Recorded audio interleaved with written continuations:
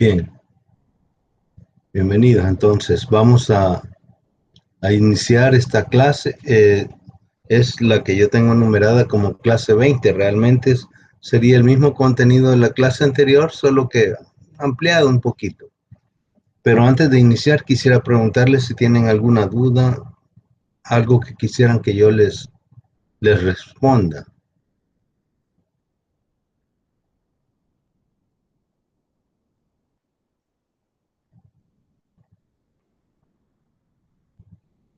Bien, entonces el próximo lunes, bueno, la próxima semana, viene la actividad evaluada 4 y su respectivo diferido el día jueves. El lunes el examen es de 9 a 10 de la noche, esa es una hora. Y el jueves, en el caso del diferido, los que no puedan hacerlo el lunes pueden solicitarlo a ser diferido y adjuntar la razón por la que no pudieron. Entonces va a ser el jueves de 7 a 8 de la noche. Así serían no habría en esa semana, no habría tutoría.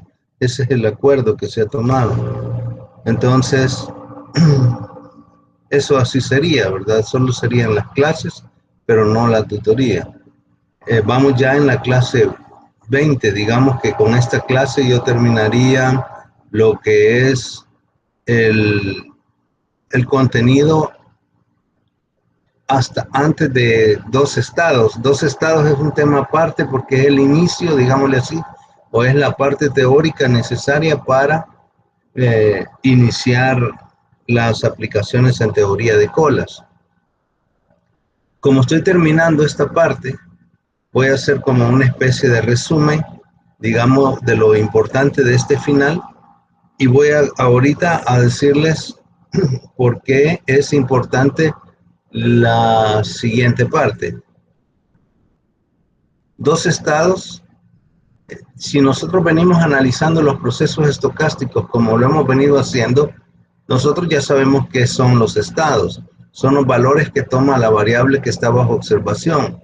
Entonces, cuando decimos que son dos estados, nada más, eso significa que el proceso estocástico solo puede estar en uno o en el otro en el tiempo.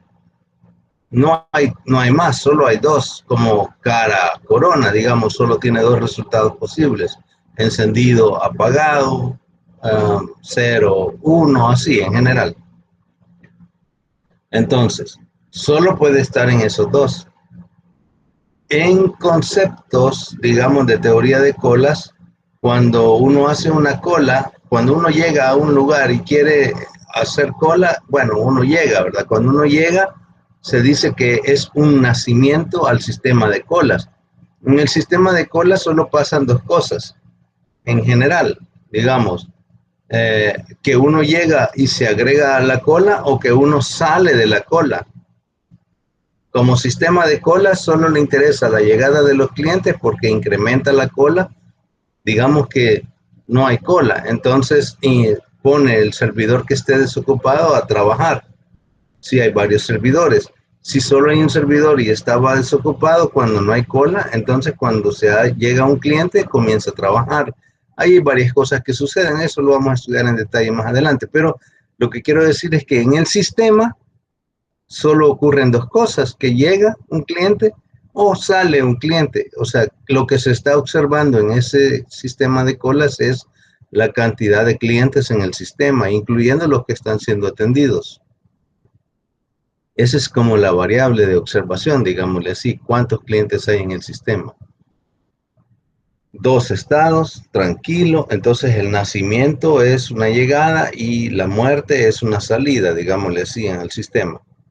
Eso es lo que vamos a estudiar en teoría, digamos, comenzamos con los procesos estocásticos y no se le llama así, nacimiento y muerte, se le llama estado 1, estado 2 o estado 0, estado 1, así. Entonces, y digamos que se puede hacer cuando solo hay dos estados. Es como bien simple, ¿verdad? Porque nosotros hemos visto casos con más estados, 6, 7, así. Entonces, ¿Cómo podríamos hacer con dos estados? ¿Qué se puede hacer con dos estados? Parte de lo que veamos en esta clase tiene que ver con eso. Y bueno, eso sería, digamos, como una especie de introducción a lo que estamos haciendo y lo que sigue, para que no perdamos de vista el contexto, ¿verdad? De que lo que estamos realizando tiene mucho que ver con todas las cosas que nosotros, pues, pensamos hacer en el futuro y también que ustedes van a desarrollar aplicación en el proyecto de investigación, van a hacer una aplicación. Tal vez no sea un programa informático, sino que observar un sistema de la vida diaria donde ustedes puedan tomar esos datos de llegadas de los clientes, salidas de los clientes, eso. Y cómo funciona internamente realmente para el sistema de colas, digamos, hay ciertos elementos nada más que hay que tomar. Hay cosas que están en los sistemas de colas que no le interesan al analista de sistema, pero que, digamos, participan, ¿verdad? Entonces, a veces se incluyen, a veces no, eso va a depender del analista. Ustedes, ese sería su nombre, analista de sistemas. Analista porque ven, observan la realidad,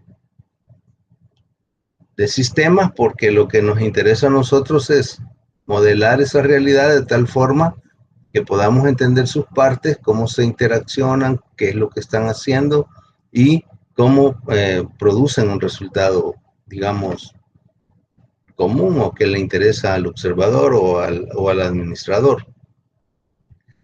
Y digamos que también son programadores, porque como si vemos y analizamos y creamos un modelo y ese modelo hay que programarlo, pues hay que trabajarlo, hay que hacerle algo. Entonces son programadores y analistas de sistemas. Esa es su función, digamos, en esta etapa de este curso. Y nada, pues nada, metámosle ganas y tratemos de aprender lo más que podamos de la parte probabilística, que es lo que a mí me toca, digamos, enfatizar. No sé si tienen preguntas, si no, comenzamos. Voy a comenzar con una apreciación de lo que hemos alcanzado y lo que sigue, digamos, lo voy a hacer compartiendo algo en Whiteboard. ¿Preguntas?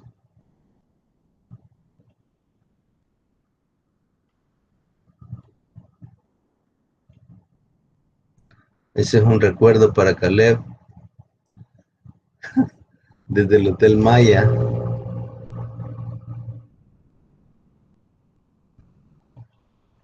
Bien, fíjense bien lo que quiero hacer en esta hora. ¿Qué tenemos, qué hemos hecho que, digamos, venimos haciendo en el tiempo? Venimos considerando procesos estocásticos, digamos, puede serlo así. Es supuestamente una línea recta. Ya expliqué en la tutoría de ayer que esto se puede dividir en una parte que es transitoria, lo que se llama etapa transitoria,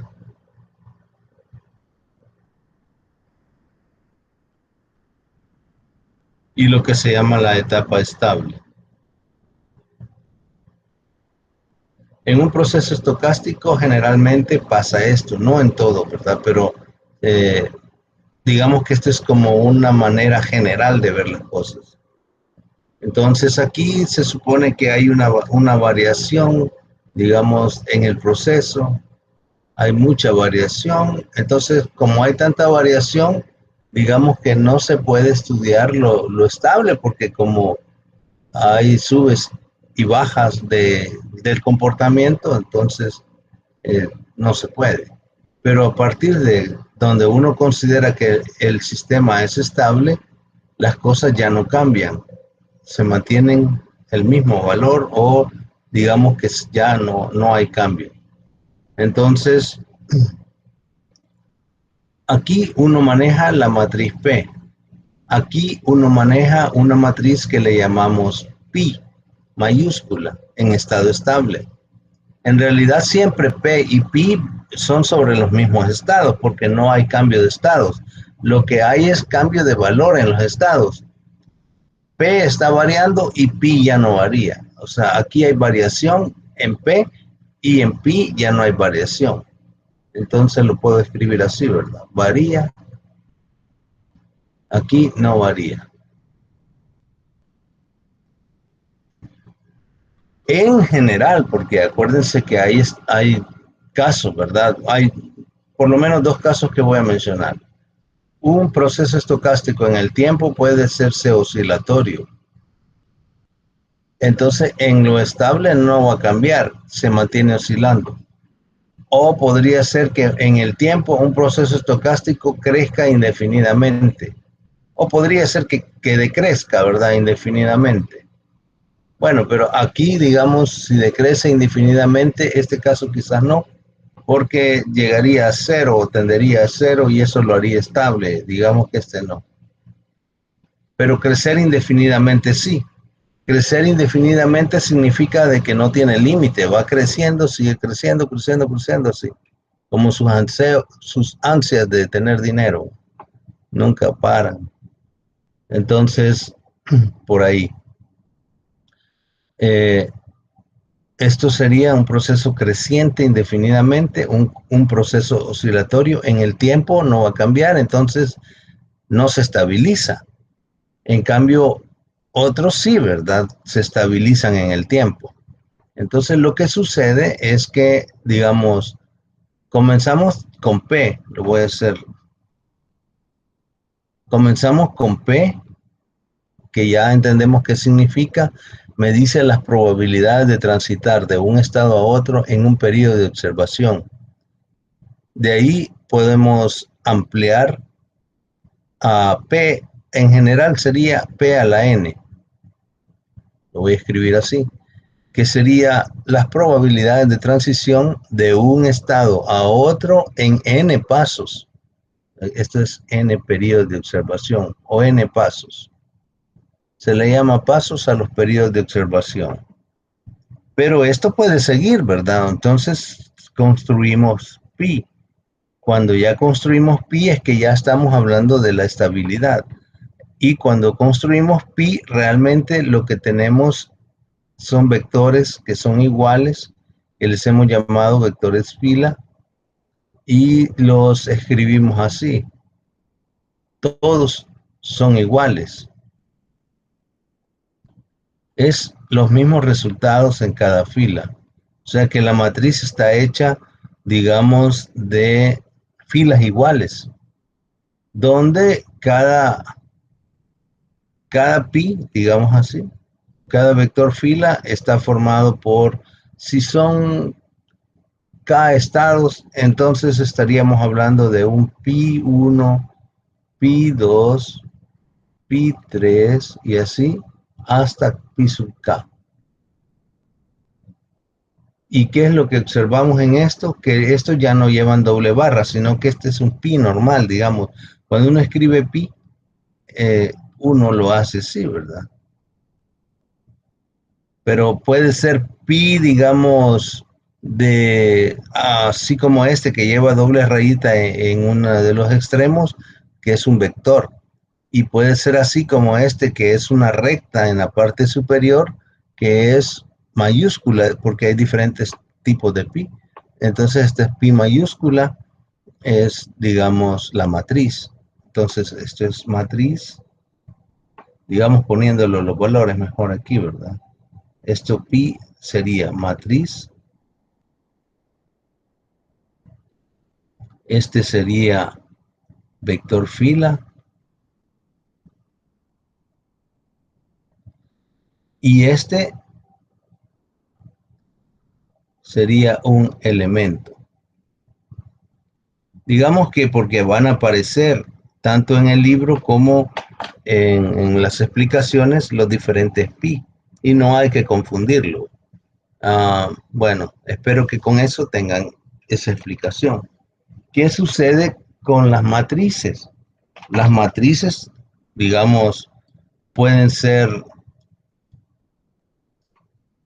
las matrices pueden ser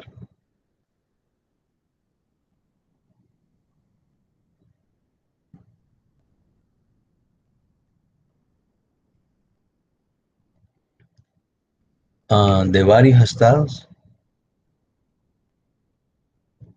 Le voy a poner así, de varias clases. Todas van a tener varios estados.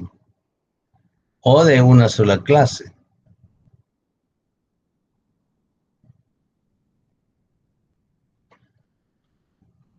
Ah, de varias clases, aquí hablamos de, pueden ser, ¿verdad? Absorbentes, pueden ser recurrentes positivos, pueden ser recurrentes eh, nulos, pueden ser transitorios. Estas son las únicas, digamos, clasificaciones que puede haber en las clases. Transitorias sería ABA. Absorbentes, recurrentes positivas, recurrentes nulas y transitorias. Cuando es una sola clase, solo hay una clase, no hay de todas estas. Entonces esto solo puede ser recurrente positiva o nula.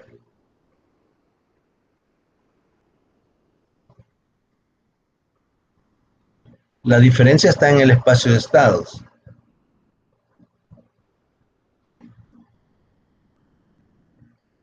Pero en los dos casos se analiza en el límite cuando n tiende a infinito de p elevado a la n, en los dos casos.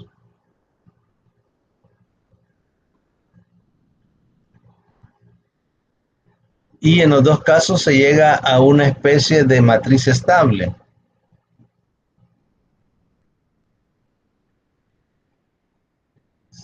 Solo que, digamos, en este caso, de varias clases, la estructura de la matriz pi tiene varias partes.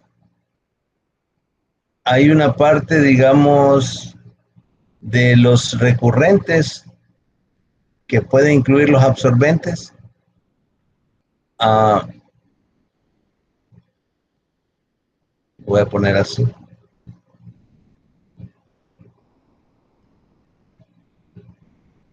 Esto siempre va a ser cero. Esto va a ser cero en el infinito. Aquí va a quedar una submatriz de recurrentes. Y aquí abajo es una transición, digámosle así, le voy a poner, tendría que ponerle F, pero F sirve para calcularlo. Entonces le voy a poner F, le voy a poner así, modificada. Y aquí es esto, digamos que son los recurrentes. Le voy a poner así.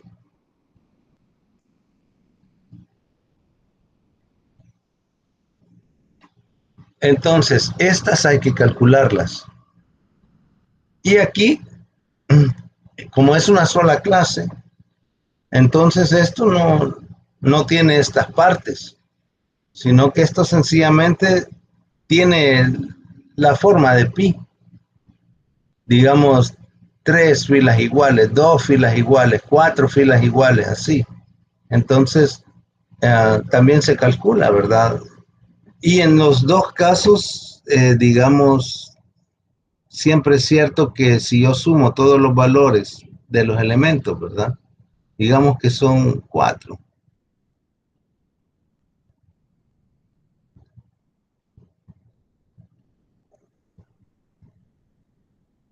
Va a sumar 1. Todas las filas suman 1. En los dos casos, la suma de los elementos de la fila suma 1 en la matriz, en los dos casos. Entonces, por ahí sería, digamos, el estudio. Entonces, nos vamos a enfocar ahorita en esta parte, bueno, no, quizá en esto, porque como hay que calcular pi a la n en este caso, vaya, ese es otro detalle. Aún subamos un poquito más.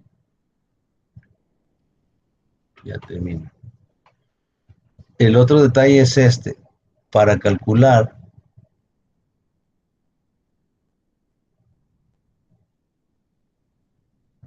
P elevado a la n en matrices de una sola clase.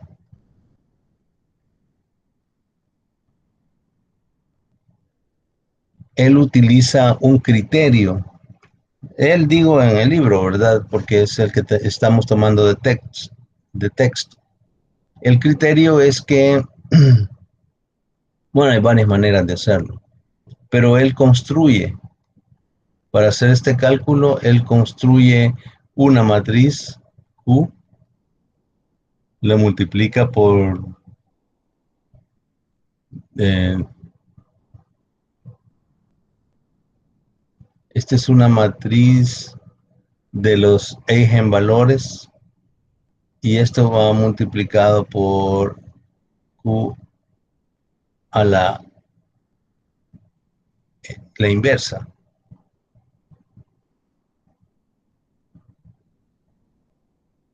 algo así. Estas matrices, bueno, la inversa de Q es la inversa de esta. Y esta matriz se conoce como matriz de eigenvalores.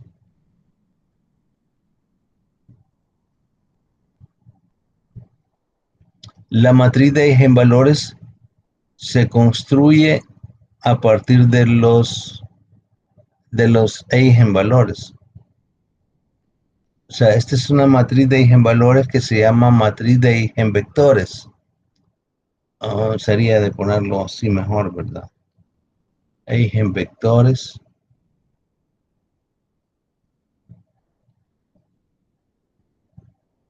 Y se construyen los eigenvectores de los eigenvalores.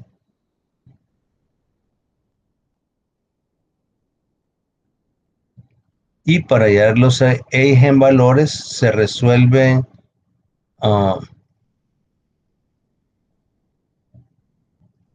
el determinante de I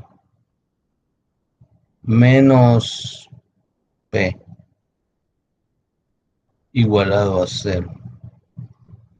Es una ecuación. De aquí esto resulta, ya no me cabe, no sé si cabe.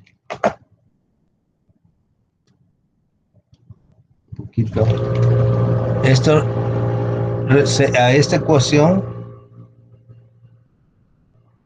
se le llama ecuación característica.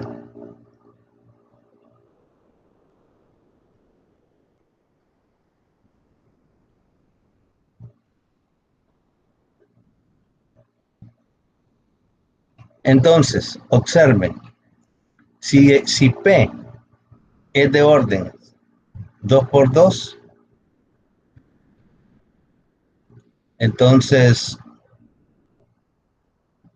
salen 2 eigenvalores.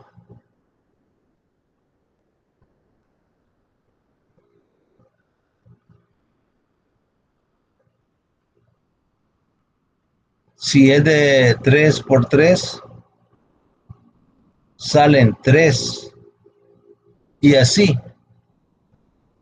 según el orden de P, así es el número de eigenvalores. Por ejemplo, si P, ¿verdad?, fuera de orden 2 por 2, sería algo así. Le voy a poner valores numéricos para que sea más fácil entender. Punto 2, punto 8, punto 3, punto 7. Es de orden 2 por 2. Entonces, si yo quiero la I relacionado a esto, sería, en Scilab sería I22 y sería formada por esto.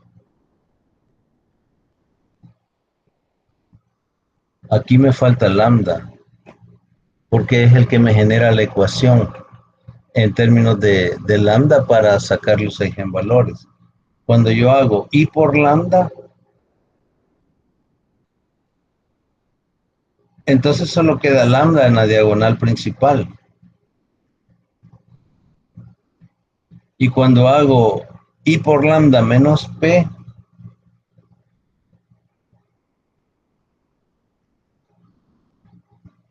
Entonces queda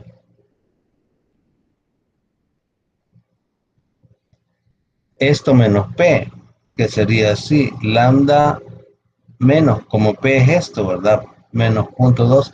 Claro, para otro P esto sería diferente. Aquí sería menos 0.8. Aquí sería menos 0.3. Y aquí sería lambda menos 0.7. Calcular este determinante se escribe así, ¿verdad?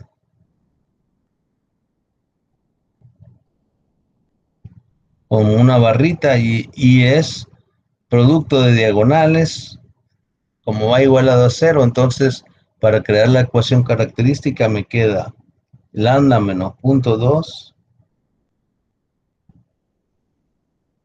por lambda menos 0.7 menos el otro producto que se hace positivo, ¿verdad?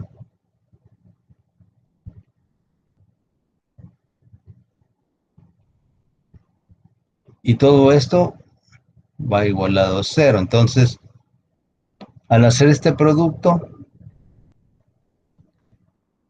resulta una ecuación cuadrática en el primer factor, en el primer término, y en el otro es un número. Entonces, esto me queda una cuadrática en lambda,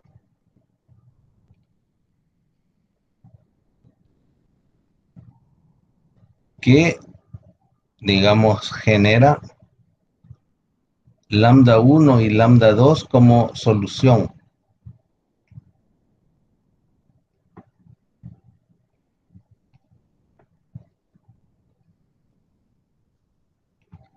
Vaya. Si fuera de orden 3 por 3, resolver un determinante de orden 3 por 3 igualado a cero me daría, digamos, tres incógnitas, lambda 1, lambda 2 y lambda 3, y así los demás. Ya sabemos cómo trabajar eso por los resultados que ustedes ya saben, usando Kramer, Kramer-Rao, cualquiera de los métodos que ustedes quieran, pueden utilizar para resolver determinantes de cualquier orden. Scilab bien fácil, ¿verdad? Scilab solo le pone det y le pone la matriz o lo que quiera calcular el determinante y ya se lo da. Entonces no hay ningún problema. Eh, bueno, eso sería. Ya terminó la clase. No, broma. Ah, ¿cómo se calcula esto? Estos eigenvectores se construyen y la construcción de los eigenvectores es un poquito artificiosa, digámosle así. Les voy a explicar por qué. Lo voy a hacer con otro color. ¿Cómo se construyen los eigenvectores?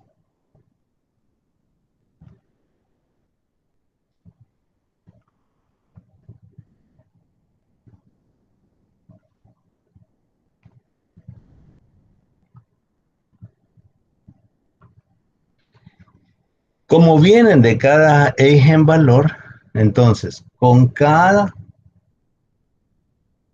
eigenvalor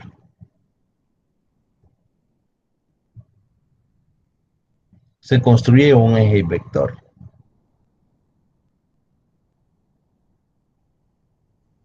Vuela.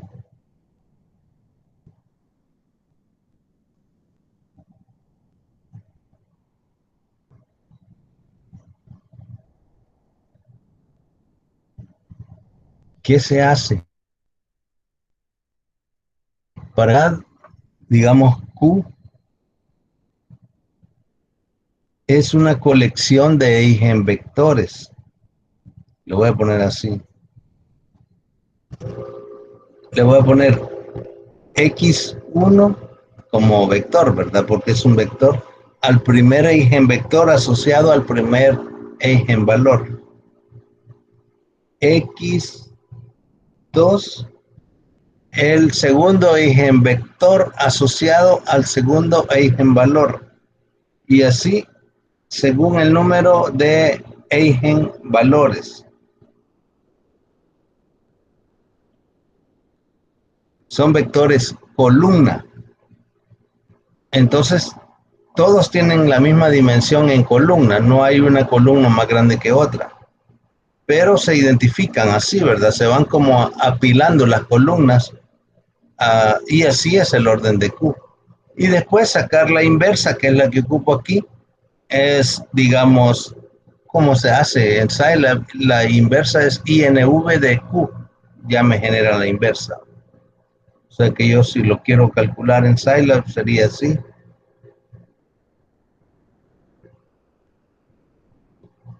Y ya tengo la inversa.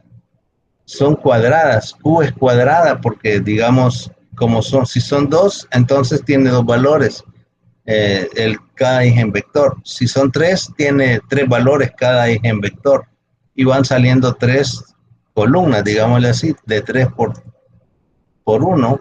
Entonces, al final me queda 3 por 3 y así, según el número, siempre van a salir cuadradas, siempre se puede encontrar la inversa.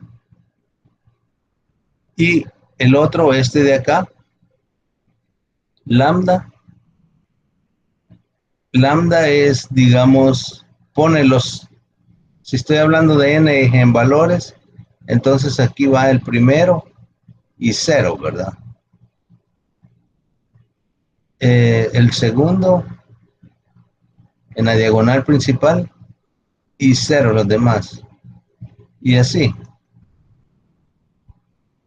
Entonces al final aquí tengo el lambda n, digamos, y cero los demás. Solo la diagonal principal es la que tiene los lambda. Entonces cuando quiero construir el lambda n, que lo ocupo, solo elevo a la n los 6 en valores de la matriz. Porque 0 a la n es 0.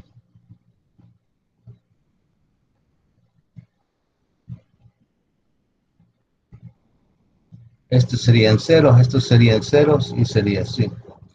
Así quedaría al hacer los productos ya se... Este artificio, digamos, de construir los eigenvectores de esa forma y el eigenvalor a la n y todo eso, y hacer el producto Q a la n, todo esto, en Scilab sale más fácil meter la matriz y al empezar a elevar, ¿verdad? Nosotros ya sabemos, es una matriz de una sola clase, digamos en este caso. Eso es lo que veríamos. Espero que hayan entendido. Voy a solo dejar de presentar solo para preguntar.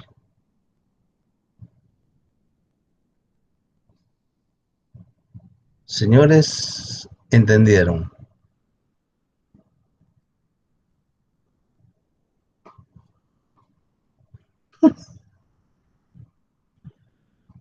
No, sí, creo. Esta es la, digamos, forma más simple de poderles haber llevado en este caminito. Tal vez no la más simple, pero la forma simple, digamos, de poder entender los conceptos. Porque la matemática de esto es un poquito rara, entonces se puede confundir.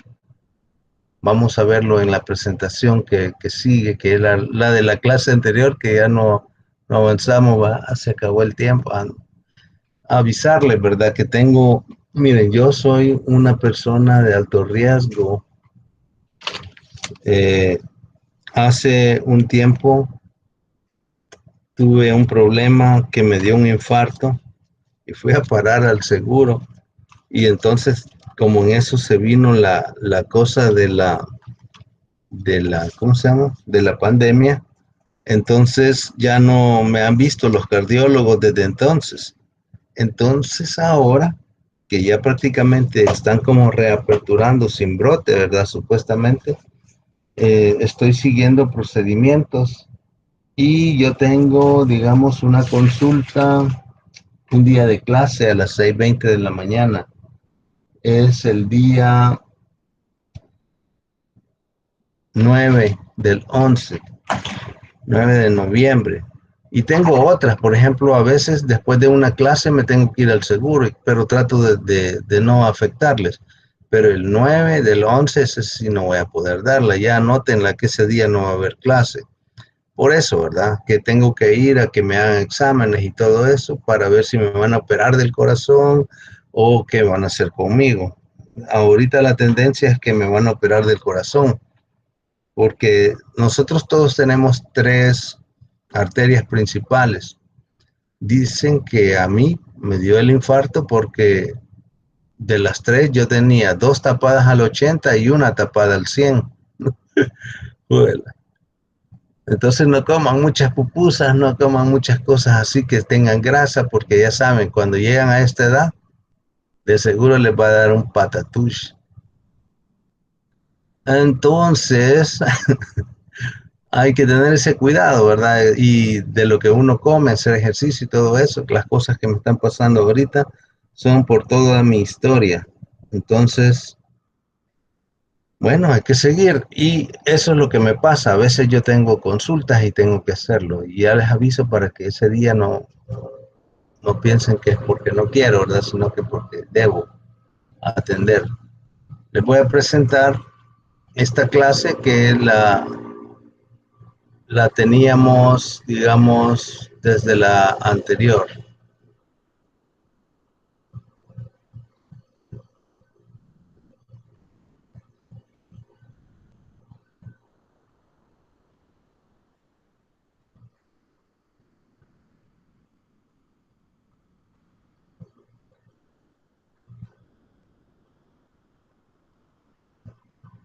Bien, espero que se vea, señores.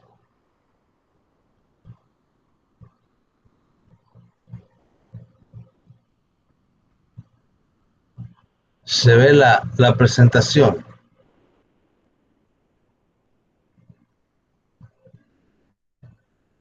Bien, entonces miren, cuando yo hablo de cadenas de Markov irreducibles, ¿de qué estoy hablando? De una sola clase. Se supone que yo ya hice lo anterior de calcular pi cuando hay varias clases. Ya lo hicimos, ¿verdad? Hicimos un ejercicio. Eh, y les anticipé eso al inicio de la clase anterior. Pero ahora me voy a dedicar a esta parte de una sola clase, porque esta partecita todavía tiene otros elementos como tiempos de primera pasada y tiempos de ocupación, que son los que se vieron en la tutoría de anoche, aunque no vimos mucho esta última parte, tiempos de ocupación. Hasta ahí creo que no llegamos. Entonces vamos a tratar de hacerlo ahora. Pero todavía tenemos un poquito de tiempo. Y voy a avanzar. No se aflijan por la matemática, porque ya vieron que es sencillo, solo que es de ver cómo se construye. Entonces, vamos a entenderlo. Sea P dice una matriz, ya me dice el orden, tiene M elementos. Como es una sola clase, entonces todos se comunican entre sí. Y se van a definir los eigenvalores de una matriz como los números lambda para los cuales se resuelve esta ecuación. En realidad, digamos, es un producto de P por X igual a lambda por X. Los que resuelvan esa ecuación son los eigenvalores. Ya vamos a ver cómo se calculan. Dice, al vector columna X, X es un vector columna, multiplicado por P, debe ser igual a lambda por X. Lambda está multiplicando a la izquierda X. Recuérdense que en casos de matrices, multiplicar por la izquierda no es lo mismo que multiplicar por la derecha. A veces se puede, a veces no se puede. Entonces depende del orden. Pero entonces aquí está multiplicando lambda a X por la izquierda. Dice, al vector X se le conoce como eigenvector derecho porque multiplica a X por la derecha, perteneciente al eigenvalor. Los eigenvectores están asociados a los eigenvalores, ya lo sabíamos. Y similarmente se puede definir un vector fila, Y, como un eigenvector izquierdo. El X es columna, el Y es fila, porque por el orden, ¿verdad? Y entonces si cumple esto.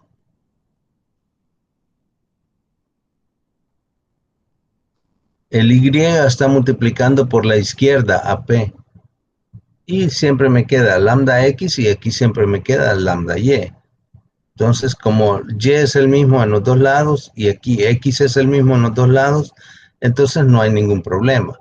Se puede hacer la operación. Ahora dice, los eigenvalores, ¿cómo hay los eigenvalores? Resolviendo la ecuación característica. ¿Cuál es la ecuación característica? El determinante de lambda I menos P igualado a 0. Eso me genera un sistema de ecuaciones, ¿verdad? Dice, cuando todos los eigenvalores son distintos, entonces obtenemos m eigenvectores derechos, linealmente independientes, y m eigenvectores izquierdos, linealmente independientes, perteneciendo a estos distintos eigenvalores. Todo esto es posible porque los lambdas son diferentes. Si los lambdas son el mismo valor, porque podría darse, ¿verdad? Que al resolver la ecuación característica me salgan dos valores, digamos si fuera de P de orden 2 por 2, me salgan dos valores, pero sean el mismo valor. Digamos que lambda 1 es 1 y lambda 2 también es 1. Eso es posible, porque a veces las soluciones de las ecuaciones tienen, digamos, multiplicidad, se llama eso. Son soluciones múltiples. Y eso se puede identificar. Por ejemplo, miren, fácilmente, una parábola, ¿cuántas raíces tiene? Bueno, como es una cuadrática, debiera tener dos raíces. Pero a veces, digamos, la forma de la cuadrática es como una puntita de una chiche que topa cabal en el eje X. Entonces, solo topa en un punto. Pero como es cuadrática, debe tener dos soluciones.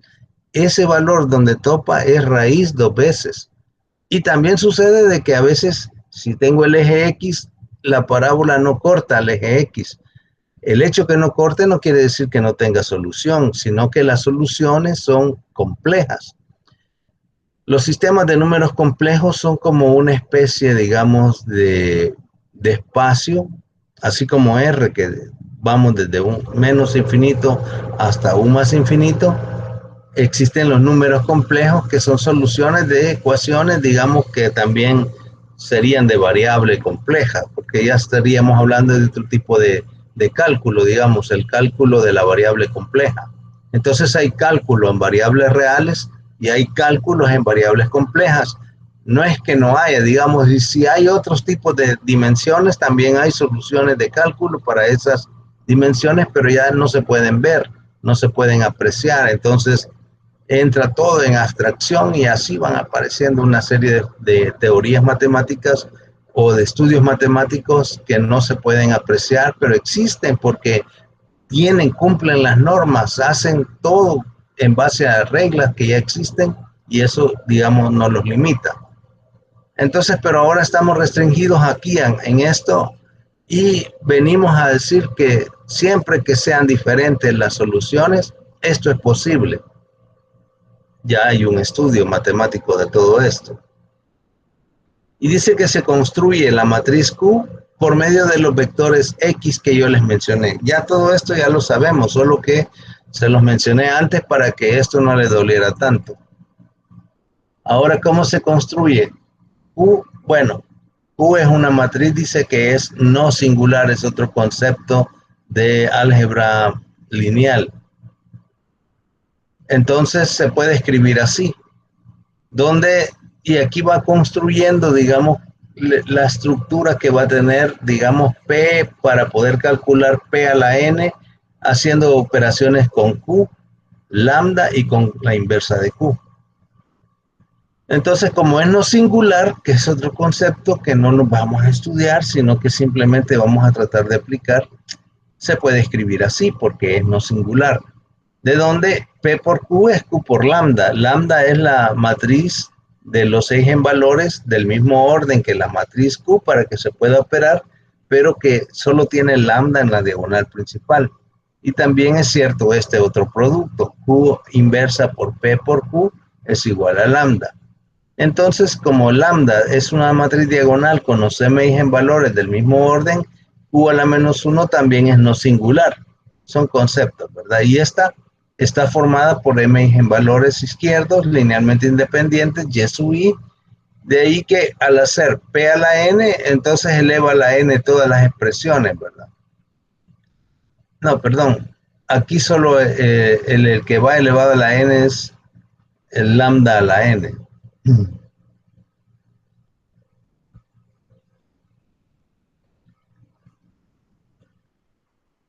Y esa es la fórmula de cálculo. Yo le puse N, ¿verdad? A las Q, pero no, solo va elevado el lambda a la N. Entonces, al hacer este producto, y se puede probar. Uh, no lo voy a probar ahorita, pero se puede probar, lo podemos hacer en una próxima reunión de tutoría. Sería de esta que viene hasta la otra, probar esto. Pero usted lo puede hacer. Digamos que hace un estudio de una P que sea de un orden 2×2, por decir algo, y encuentra Q a la menos 1 y lambda a la N, y verifica que al hacer P a la N con Scilab, P por P, es lo mismo que hacer, digamos, Q por lambda a la N por Q, por la inversa de Q. Entonces se obtiene, se puede probar.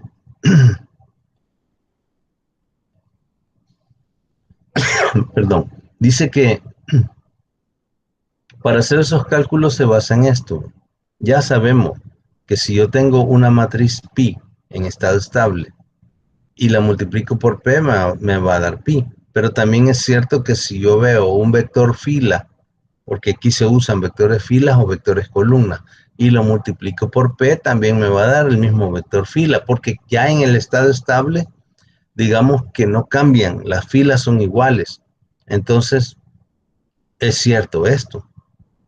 Y también que la sumatoria de una fila, de cualquier fila, ¿verdad? De la matriz P, es siempre 1, eso también es cierto. Entonces, aquí ya me manda a ver ejemplos en el libro para resolver, pero digamos que vamos a hacerlo de otra forma. Y luego vienen los tiempos de primera pasada, donde ya esto lo hicimos el día de ayer. La primera pasada, cuando yo tengo una matriz que solo tiene una sola clase, es bien imposible decir cuándo voy a pasar por primera vez a un elemento de la matriz si solo tengo una clase. Entonces es un artificio. Y es que si yo quiero evaluar que se pase por primera vez a un estado, ese estado al que quiero pasar lo convierto en absorbente. Artificiosamente lo hago absorbente porque me interesa saber cuándo llego por primera vez a él. Y ya pasándolo a ser absorbente, entonces caigo en el otro caso donde tengo ya varias clases, porque uno sería absorbente y los otros se convertirían en transitorios. Y ya puedo hacer todo el rollo, ¿verdad? De hallar, digamos, Q, sacar R, sacar, digamos, la inversa de I menos Q para hallar M sub ρ, que generalmente es lo que se utiliza en este tipo de cálculos, y las varianzas del M sub ρ, y probablemente como lo hicimos en la tutoría, en vez de usar un valor del M sub ρ, sumo todos los valores del M sub ρ porque eso es lo que me interesa, digamos, en ese caso. Y la varianza es la suma de las varianzas. Entonces, por ahí, ese sería el tratamiento para los tiempos de primera pasada. Pero de ahí vienen los tiempos de estancia o de ocupación de un estado.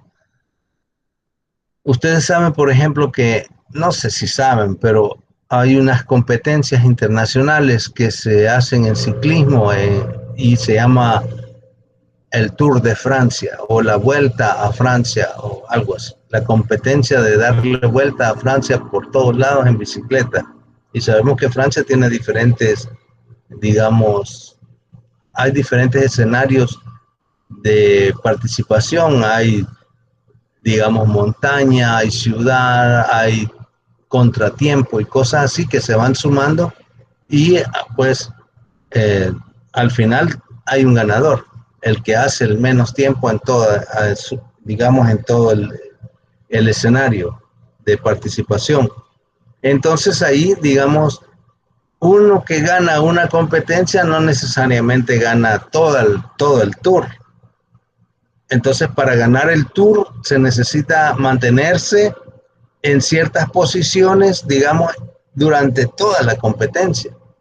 Entonces, por eso puse, digamos, esta imagen para que tengamos la idea de qué es tiempo de ocupación. Un tiempo de ocupación va a ser, digamos, que yo esté en un estado por un periodo de tiempo, aunque después me mueva. Entonces, llego a un estado que me interesa observar y la pregunta que yo me hago es ¿cuánto tiempo me voy a quedar en ese estado antes de moverme? Eso es tiempo de ocupación. Entonces, llego al estado que quiero, veo el siguiente punto de observación, que sigo en el mismo estado, y entonces yo me hago la pregunta, en tantos periodos de observación, ¿cuántas veces estuve ahí, en este estado? Esa es una manera. Y la otra es, ¿cuántas veces me quedo en este estado en, digamos, un número determinado de pasos? Son como muy parecidas las dos preguntas, pero si analizan bien, hay una pequeña diferencia. Entonces, por ahí, esa es la idea. Y para ver esto, yo, digamos, creé en la guía de laboratorio una parte para ver esto. Me voy a salir de la presentación porque lo que sigue aquí es ir al libro, ¿verdad? El libro tiene esto desarrollado. Se lo voy a mostrar para que vean cómo es. Voy a terminar esto, si me deja. El libro lo tengo por acá. Espero que sigan viendo.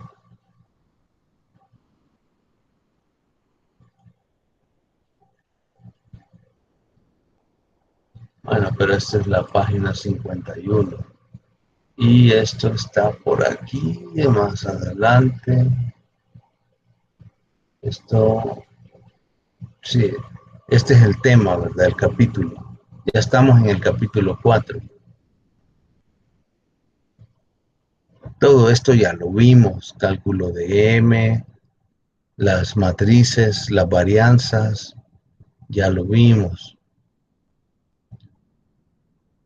Y les voy a mostrar esto para que vean cómo es la onda, pero yo ya lo hice en español, lo tengo en la guía 8, creo que era. Bien, todo esto ya lo podemos calcular. Estos corolarios yo no los he presentado, pero ustedes los pueden leer.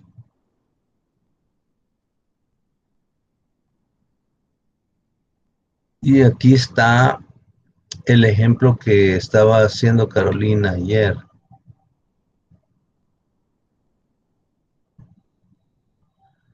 Vaya, este es el tema que iniciamos, ¿verdad? Cadenas de Markov finitas y reducibles. El concepto de irreducibles es de que solo son una sola clase, pero cuando dice con estados ergódicos, eso significa que todos los estados tienen retorno sobre sí mismos. No siempre todos los estados tienen retorno sobre sí mismos, ¿verdad? Pero eso significa. Y aquí está cómo va construyendo lo que acabamos de ver. Esta es la lambda con la diagonal principal. Esta está la explicación de los vectores izquierdo, derecho, para construir los eigenvalores. Es todo exactamente igual a lo que hemos hablado. Y cómo se calcula P a la N. Entonces yo le puse la N de más al Q y al Q inverso. Hay que quitárselo. Y aquí va un procedimiento cómo hacerlo, ¿verdad? Es lo que estamos viendo. Este es el ejemplo que les mencionaba. Ustedes lo pueden validar, ustedes en sus casas. Pueden hacerlo con otras matrices, con valores que ustedes quieran, pero da lo mismo. O sea que sí funciona, el método es efectivo. Y bueno, este es el comportamiento limítrofe, donde todas las filas son iguales. Aquí pueden ver el pi mayúscula, que es la matriz, y los vectores filas, y también los elementos de pi, que son pi sub 1, pi sub 2, pi sub... En esto están los tres tipos de pi que yo mencioné. Y aparte del hecho de que la suma de la fila debe dar 1, ¿verdad? O sea, son, digamos, en general son m más 1 ecuaciones con m incógnitas, por lo que la solución es única. Esta es la prueba.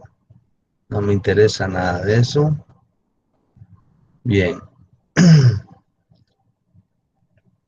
Entonces, esto es lo que queremos hacer, ¿verdad? Este es un ejemplo para este cálculo de esta matriz. Observen, todos los estados se comunican entre sí. 334, 433, 343, todos existen, no son cero ninguno y tiene retorno sobre sí mismo. Entonces es el tipo de matriz que estamos hablando. Y calcula p cuadrado, bueno, va calculando hasta calcular pi por p igual a pi, todo eso, encuentra los valores.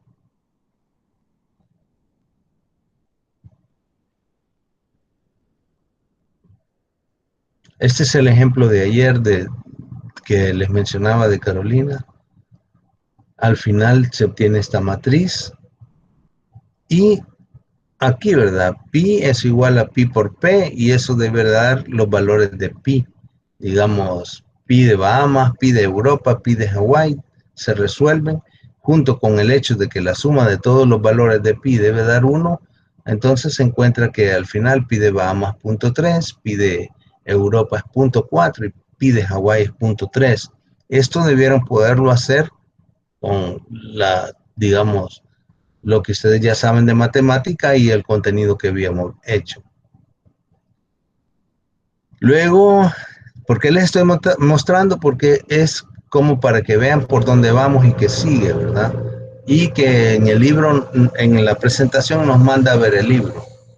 Entonces, este es ya otro caso donde aplica, digamos, esto ya lo vimos también, aplica, digamos, cuando hay diferentes tipos de clases en una matriz y quiero calcularla en estado estable, digámosle así, cuando n tiende a infinito, el p a la n cuando n tiende a infinito. Entonces, estas son las consideraciones que él hace. Tiene esta matriz, aquí se puede ver que el 1 es absorbente, el 2 y 3 son recurrentes positivos porque el 2 y 3 solo se comunican con ellos mismos, ahí está el 1 distribuido. En cambio, el 4 y el 5 se comunican hasta con los recurrentes, entonces son transitorios y aquí los clasifica. Y ahí está, y calcula el pi para todo eso, que esto fue algo de lo que ya hicimos, y aquí está cómo se hace. Aquí solo que parece que tiene un error el libro, yo ya lo detecté y por ahí lo marqué. Bueno, no sé si lo marqué aquí.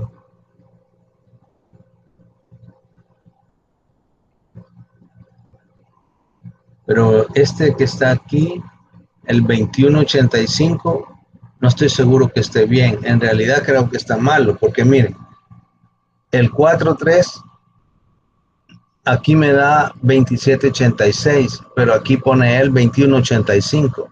Entonces este 2185 está malo.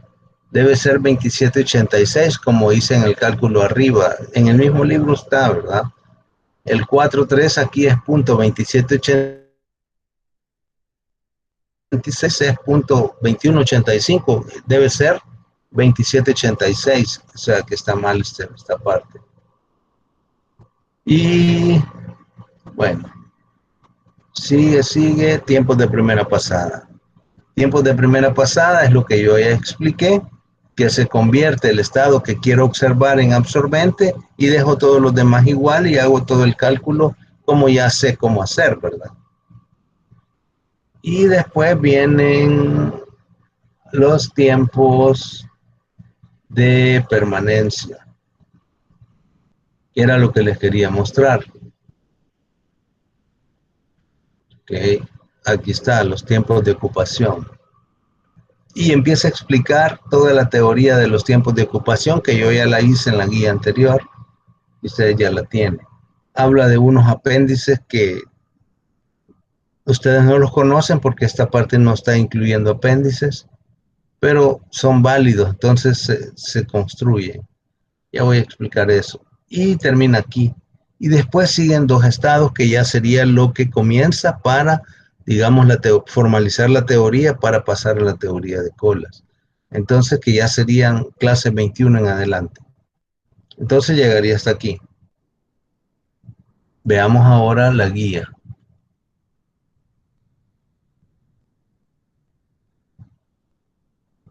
Me voy a ir directo a los tiempos de ocupación. Y es una traducción literal prácticamente del contenido del libro. Entonces dice, se entiende como tiempo de ocupación al tiempo que un proceso estocástico, o mejor dicho, el número de pasos de observación estocástico ocupa cierto estado dentro de un periodo de tiempo determinado. Ay, se me quedó. Se me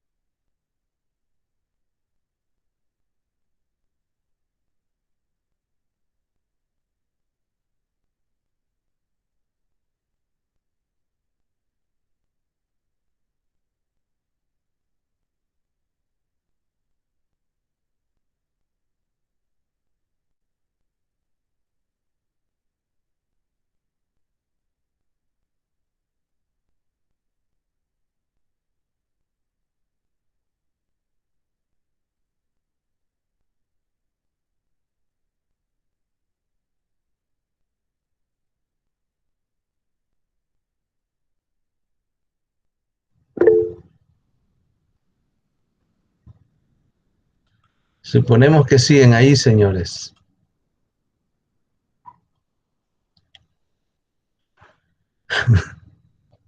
Ánimo. Y quiero ver qué dice el chat. ¿Esa F qué significa, Kevin? Veo que a veces ponen códigos y no sé qué es.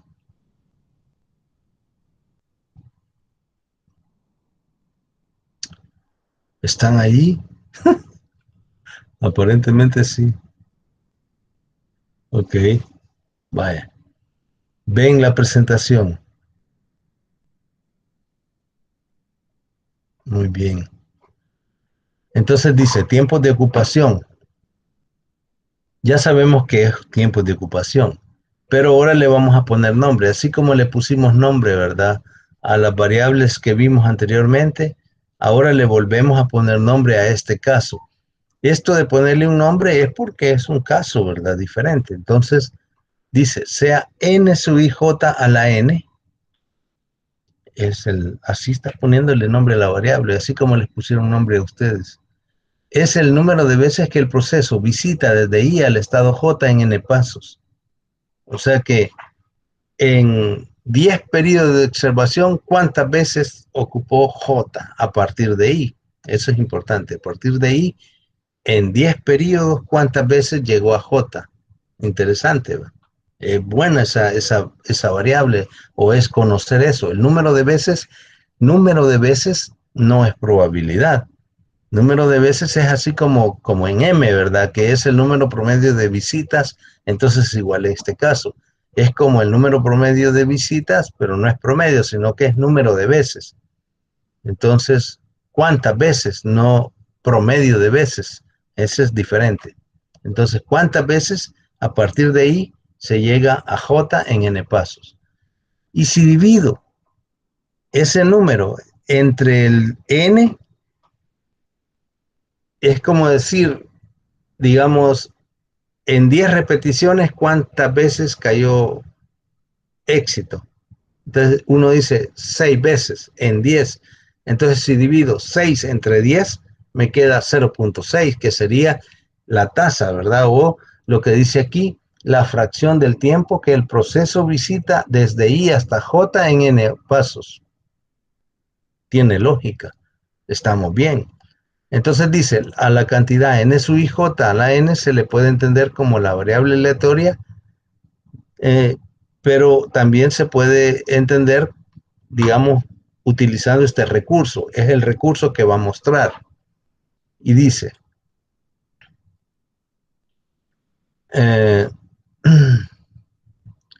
define una nueva variable. Ya teníamos una variable, la n sub ij a la n, pero ahora viene y define una y sub ij a la k. Parecido, ¿verdad? Pero si ustedes ven, el y sub ij solo puede tomar 0 o 1. ¿Cuándo toma 0? En cualquier caso. ¿Y cuándo toma 1? Solo en estos casos. Cuando el x sub k es j, a partir de i. O sea que solo va contando las veces que llega de i a j.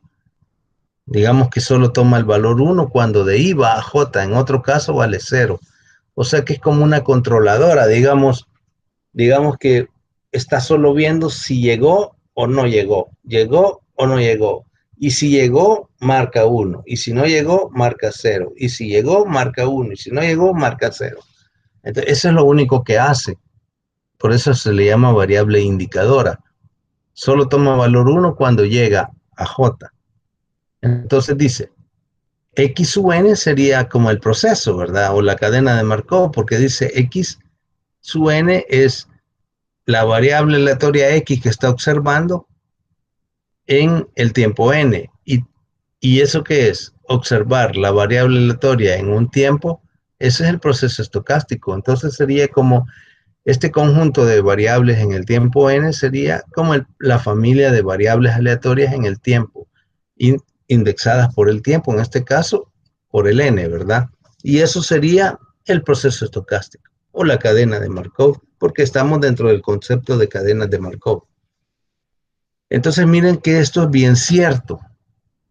La probabilidad de que sea 1, la y, ¿cuándo es 1? Solo cuando va de i a j, porque en los otros casos es 0. Entonces, la probabilidad que sea 1 es que haya una probabilidad de ir de i a j en k.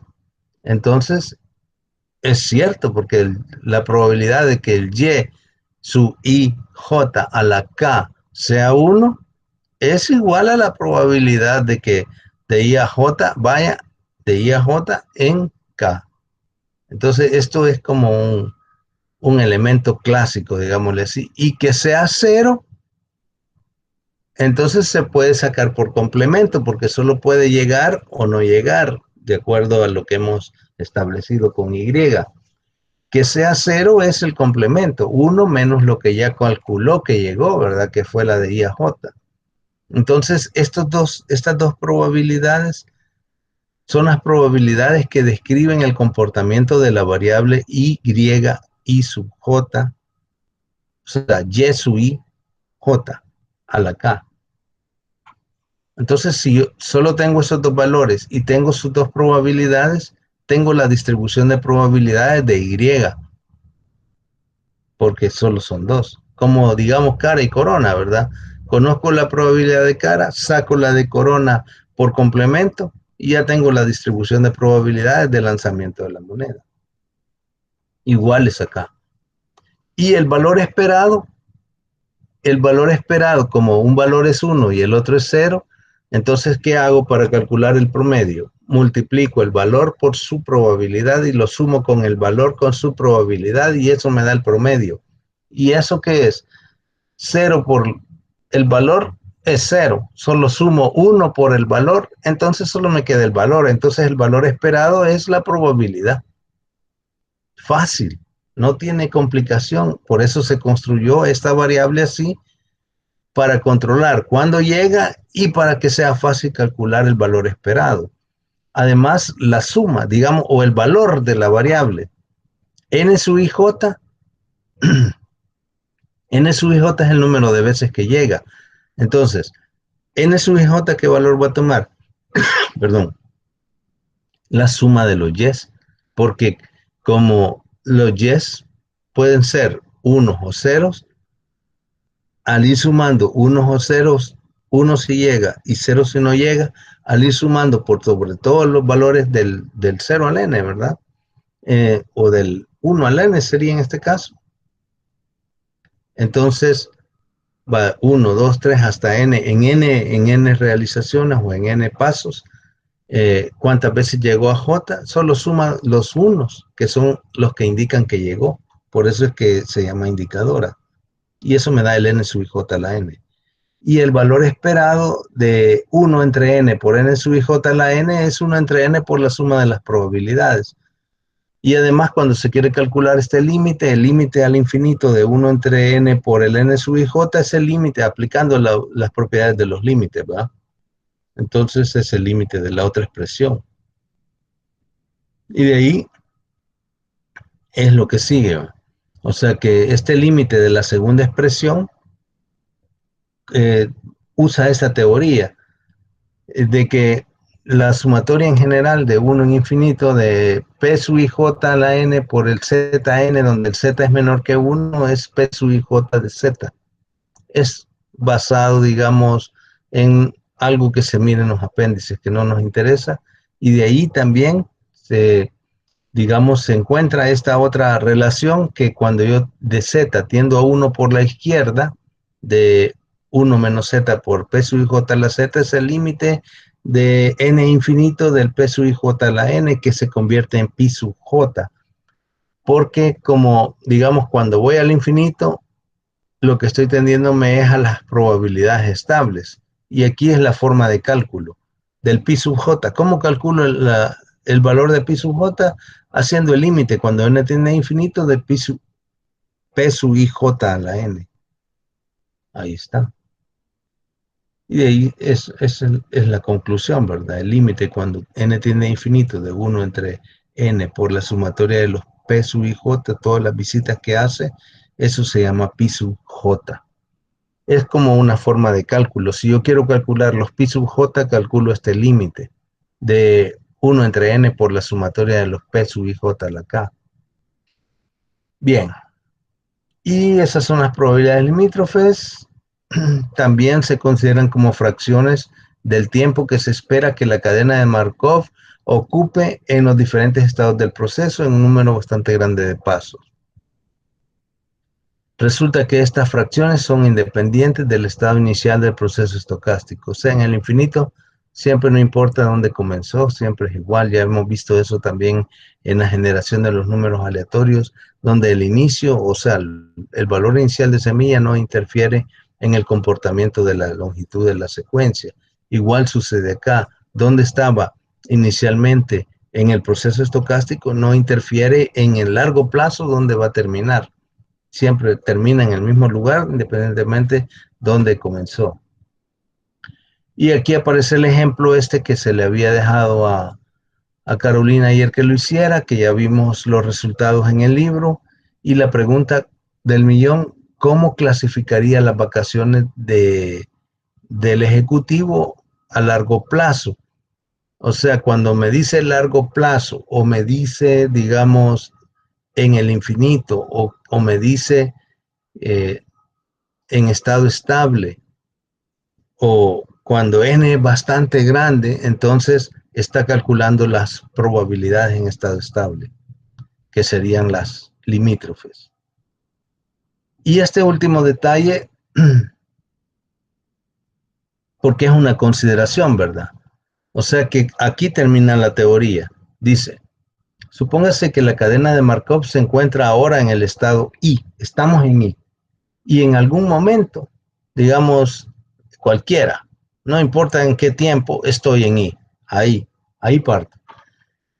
Miren la pregunta, o la variable, sea alfa sub I, otra variable nueva, diferente a la n, el número de periodos que me quedo en I antes de moverme, diferente, ¿verdad? Porque dice, ¿cuántas veces me voy a quedar en I antes de irme? Y en el otro no, en el otro decía, en 10, ¿cuántas veces llegó a I?